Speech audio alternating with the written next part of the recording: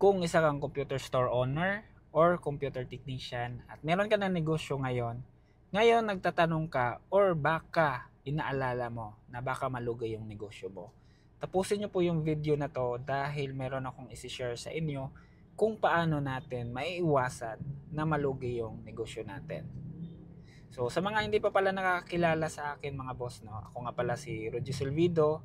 Meron na po tayong 5 taong experience sa computer store business. At sa pagninegosyo po, meron na po tayong 10 taong experience.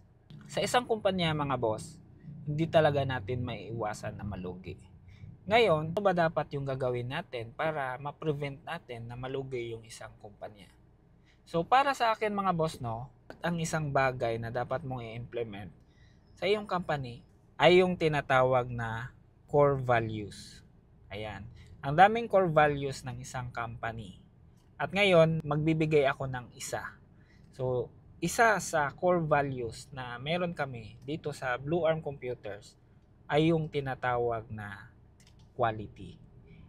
Ayun, walang tatalo sa isang kumpanya na nakafocus kayo, lahat ng mga tauhan mo ay nakafocus lahat na dapat naming i-offer sa mga customers namin ay dapat quality lahat. Walang tatalo talaga dyan. At kadalasan mga boss, no, kapag yung isang company ay palaging nag-i-improve, every now and then palaging yung ini-improve yung process nyo sa loob ng business, malaki yung chance na maiiwasan nyo na malugi. Bakit?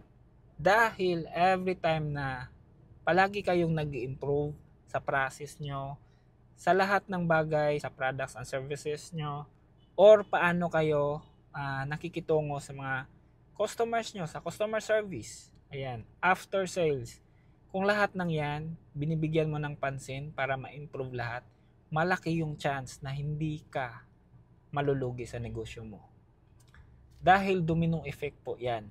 The moment na ma-feel, the moment na ma-experience ng customer mo na sobrang quality talaga, every time na ma-serve sila ng company namin which is Blue Arm Computers, every time na na-experience nila na sobrang quality yung services namin, how the way we handle them, at saka quality yung products na ino-offer namin, malaki po yung chance na sila na mismo yung gagawa ng marketing sa amin.